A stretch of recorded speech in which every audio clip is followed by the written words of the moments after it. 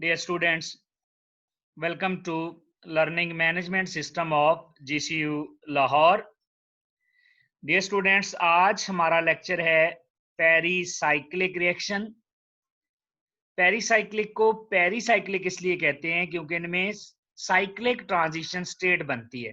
Peri का मतलब होता है सराउंडिंग, यानी जिनमें साइकिल मौजूद होगा हर वक्त, तो इनमें चूंकि साइक्लिक ट्रांजिशन स्टेट बनती है, that's why they are called pericyclic. इन रिएक्शंस के कुछ फीचर्स देख लेते हैं। Number 1, concerted cyclic shift of electrons. Concerted का लफ्जी मतलब होता है जिसमें बॉन्ड फॉर्मेशन और bond breakage takes place simultaneously. इसमें बॉन्ड फॉर्मेशन और bond breakage at the same time होती है। इसका मतलब है concerted bond formation and bond breakage takes place simultaneously, और साथ साइक्लिक ट्रांजिशन स्टेट होगी, यानी साइकिल में इलेक्ट्रॉन ट्रांसफर होते हैं। इसमें कोई भी इंटरमीडिएट नहीं बनता, जैसा कि कार्बोकेटाइन है, कार्बेनाइन है, नाइट्रीन्स हैं, कार्बीन्स वगैरह हैं। इसमें कोई इंटरमीडिएट नहीं बनता, सिर्फ और सिर्फ ट्रांजिशन स्टेट बनती है।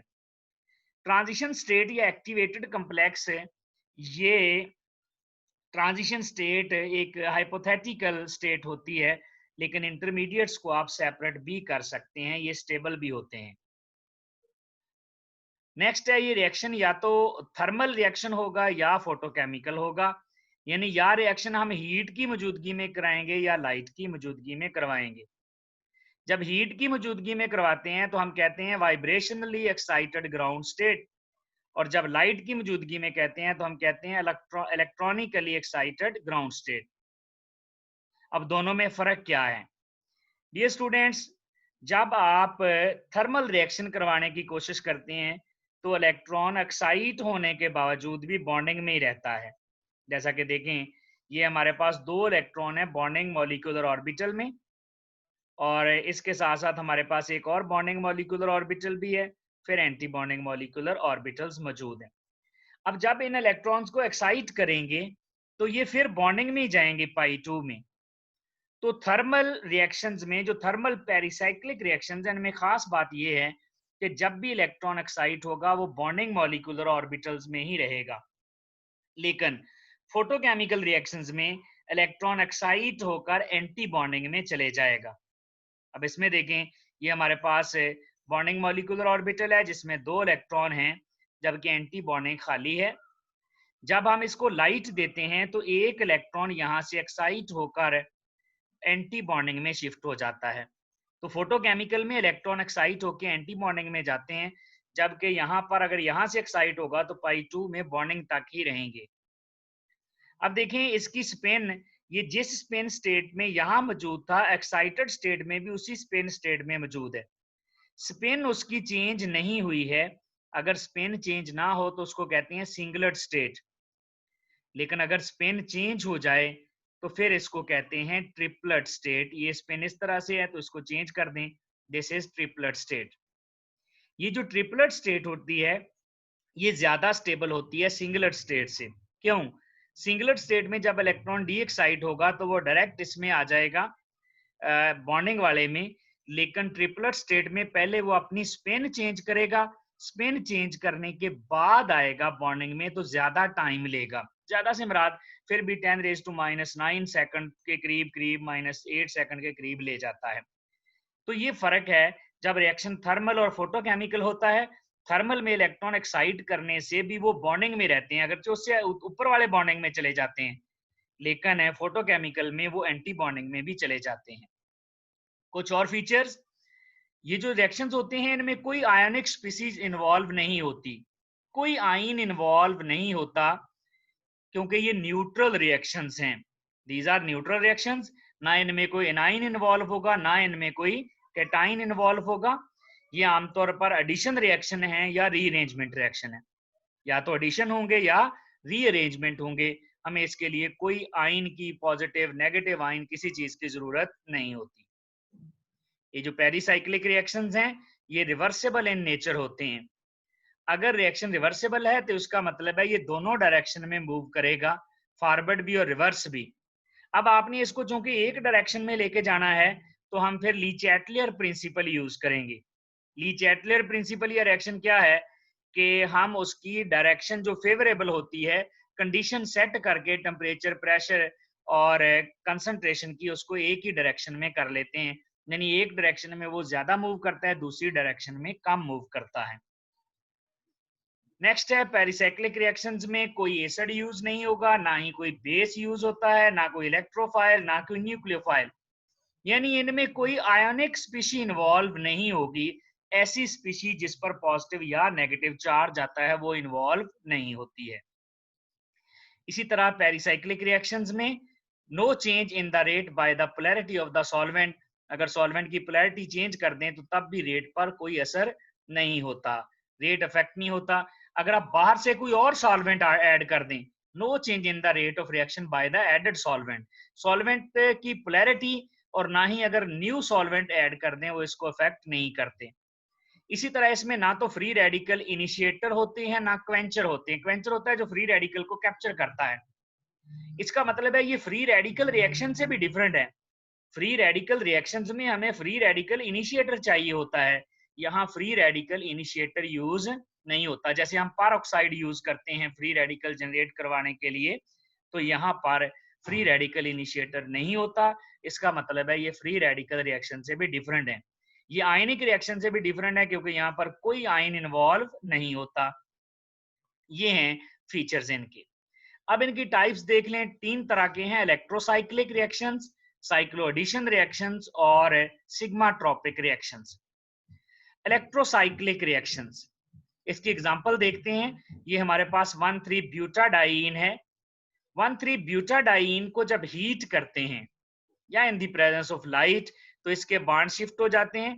ये वाला पाई बॉन्ड यहाँ शिफ्ट हो जाता है, इसका मतलब यहाँ सिंगल रह जाएगा और यहाँ डबल आ जाएगा, और ये वाला पाई बॉन्ड यहाँ शिफ्ट हो जाएगा तो यहाँ एक नया बॉन्ड बन जाएगा। इस तरह रिंग बन जाएगी। ये पाई बॉन्ड यहाँ आ जाएगा और ये वाला पाई बॉन्ड यहाँ आके नया बॉन्ड बना देगा, यहाँ एक रिंग बन जाएगी। अब देखें ये पाई बॉन्ड यहाँ गया है तो मैंने इसको ग्रीन में शो कर दिया। ये वो वाला पाई बॉन्ड है जो यहाँ से शिफ्ट हुआ है, और ये रेड वाला बॉन्ड जो है ये पाई बॉन्ड ब्रेक होके सिग्मा बॉन्ड बना है जिसने रिंग बना दी है, ये वाला बॉन्ड है, तो ये बन गया साइक्लोब्यूटीन। अब हुआ क्या है, इधर आप टोटल पाई बॉन्ड गिने कितने हैं, यहाँ पर 1 और 2 दो पाई बॉन्ड है, यहाँ पाई बॉन्ड एक रह गया।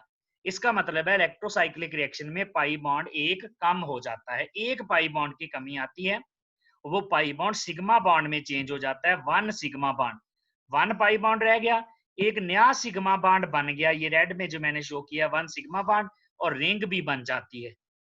तो पाई बॉन्ड की खासियत क्या है कि इसमें जितने इसमें इलेक्ट्रोसाइक्लिक की प्रॉपर्टी, खास कैरेक्टरिस्टिक वो ये है कि इसमें ये जो हमारे पास रिएक्टेंट्स होंगे उनमें जितने पाई बॉन्ड होंगे उनमें से एक पाई बॉन्ड कम होगा, एक सिग्मा बॉन्ड नया बनेगा और रिंग भी बन जाएगी।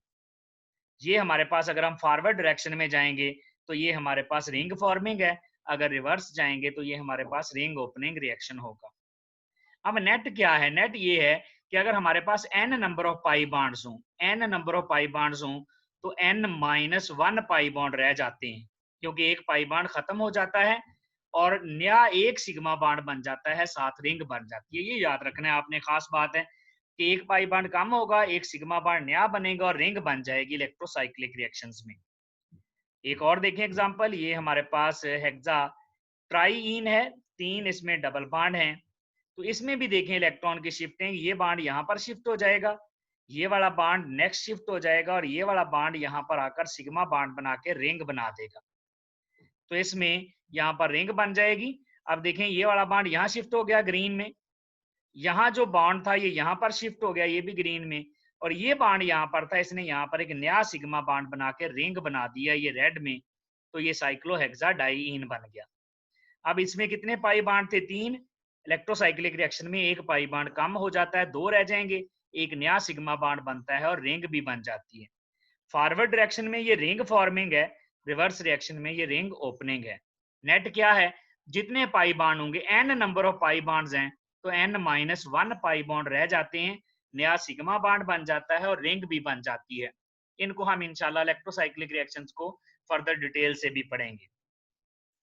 Cyclo addition reactions, for example हमारे पास ये ब्यूटाडाइन है, 1,3 ब्यूटाडाइन। हम इसमें एक और कंपाउंड डाल देते हैं, this is alkyne. X alkyne का मतलब है यहाँ कोई भी इलेक्ट्रॉन विद ड्राइंग ग्रुप, जैसे नाइट्रो है और इस तरह से क्लोरो ग्रुप है, कोई भी ग्रुप लग सकता है, एल्डिहाइड ग्रुप हो सकता है। तो ये एक्स अल्कीन है, यानी एक्स कोई भी ग्रुप है।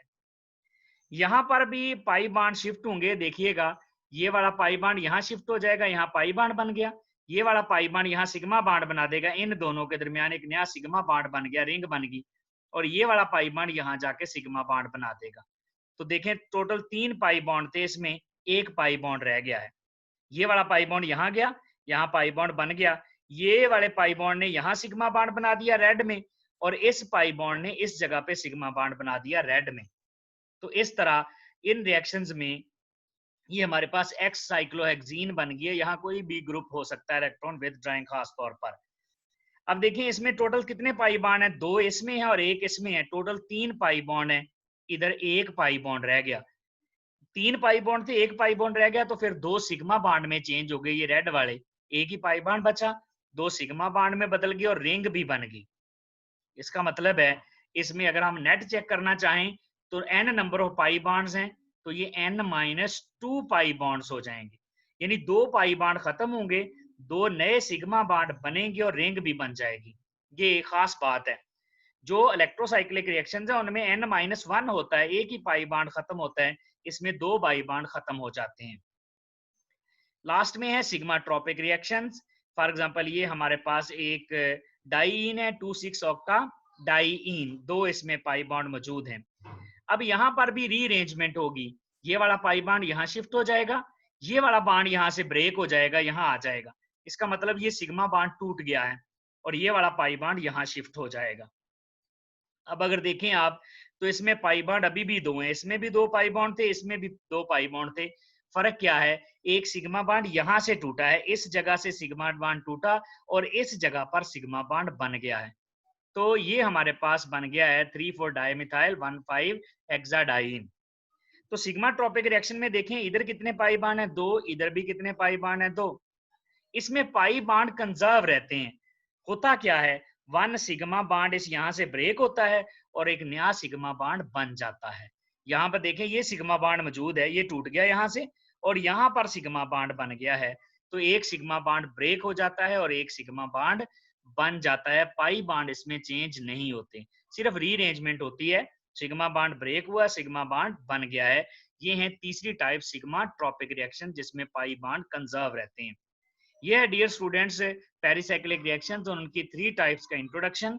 अब इंशाल्लाह हम नेक्स्ट लेक्चर्स में इन टाइप्स की 1 बाय 1 हम डिटेल पढ़ेंगे। Thank you very much.